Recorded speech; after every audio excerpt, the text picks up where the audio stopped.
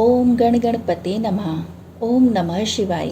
नागपंचमी व्रत क्यों किया जाता है? नागपंचमी का व्रत श्रावण शुक्ल पंचमी को किया जाता है। श्रावण महात्म्य के अध्याय 14 में नागपंचमी व्रत का वर्णन मिलता है। आज हम उसी 14वें अध्याय का पाठ करेंगे और जानेंगे कि नागपंचमी व्रत की क्या विधि है और उसका क्या महत्व है। अपना पाठ आरंभ करें उससे पहले आपसे एक छोटा सा अनुरोध है, जो भी मेरे चैनल पर पहली बार आए हैं वो मेरे चैनल को लाइक, शेयर और सब्सक्राइब कर लें और बेल आइकन को दबाकर उसे ऑल पर सेट कर लें, जिससे मेरी आने वाली वीडियो की नोटिफिकेशन आपको पहले ही मिल जाएगी।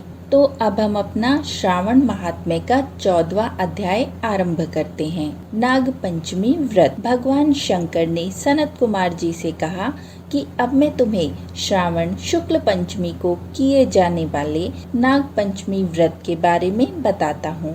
तुम इसे ध्यान पूर्वक सुनो। साधक को चाहिए कि वह एक दिन पहले केवल एक समय भोजन करे।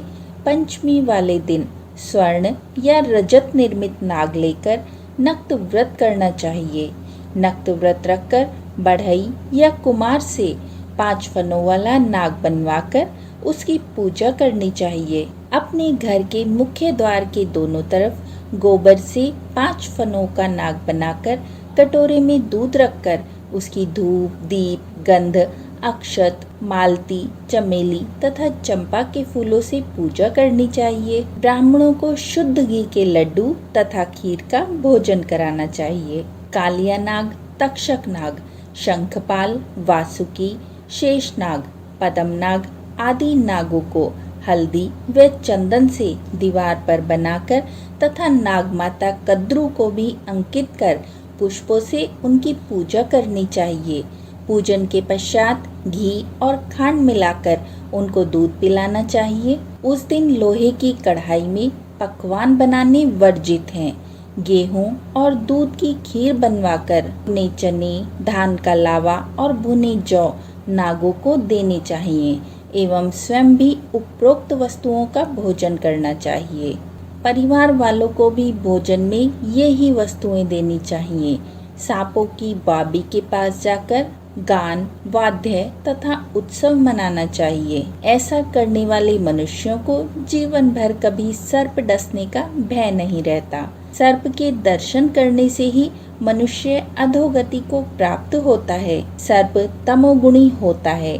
विधि पूर्वक ब्राह्मण सहित नाग का निर्माण करके पूजा करनी चाहिए। इस तरह 12 महीनों की शुक्ल पक्ष की पंचमी का व्रत करना चाहिए। वर्ष की समाप्ति पर शुक्ल पक्ष पंचमी को फिर से नागों का पूजन करना चाहिए। श्री नारायण जो सब स्थानों पर स्थित हैं, सब वस्तुओं को प्रदान करने की क्षमता रखते हैं।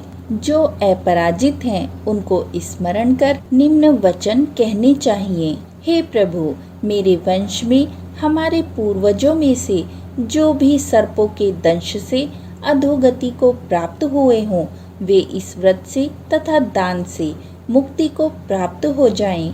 इस प्रकार उच्चारण करके सफेद चंदन युक्त चावल के पानी को भक्ति पूर्वक वासुदेव श्री कृष्ण के निमित्त जल में छोड़ देना चाहिए। इस प्रकार व्रत, पूजा और दान से साधक के वंश में सर्प दंश के कारण मरे होंगे या भविष्य में मरने वाले होंगे। हे सनत कुमार, वे सब सर्प योनि से मुक्त होकर स्वर्गलोक में पहुंच जाएंगे। इस प्रकार व्रत करने वाला अपने वंश का उद्धार कर शिव जी के सानिध्य में पहुंच जाता है। हे सनत कुमार, जो मनुष्य नाग की हत्या करते हैं उनके परिवार में अगले जन्म में पुत्र नहीं होता है, और यदि होता है तो अधिक समय तक जीवित नहीं रहता। महिलाओं की कृपणता के कारण भी प्राणी को सर्प योनि प्राप्त होती है।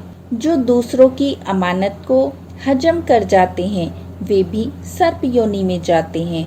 जो प्राणी विभिन्न कारणों से सर्प योनि में चले जाते हैं उनके उद्धार का एकमात्र रास्ता नागपंचमी का व्रत ही है। जो प्राणी नागपंचमी का व्रत तथा नाग पूजा करते हैं उनकी भलाई के लिए नागों के स्वामी शेषनाग और वासुकी नाग भगवान विष्णु से और भगवान शंकर से हाथ जोड़कर प्रार्थना करते हैं। शेषनाग और वासुकी नाग की प्रार्थना पर भगवान विष्णु और भगवान शंकर उन लोगों की सब मनोकामनाएं पूर्ण करते हैं। वे प्राणी नागलोक में अनेक तरह के भोगों को भोगकर बैकुंठ लोक में जाते हैं। तो इस प्रकार ये 16वां अध्याय यहीं पर समाप्त होता है। इस अध्याय में नाग पूजा का महत्व बताया गया है और नाग पंचमी की क्या विशेषता है ये हमें इस अध्याय से जानने को मिलती है। आज नाग पंचमी के अवसर पर सभी भक्तजनों को नाग पंचमी की शुभकामनाएं। भगवान भोलेनाथ का आशीर्वाद आप सब पर बना रहे। बोलिए ओम नमः शिवाय।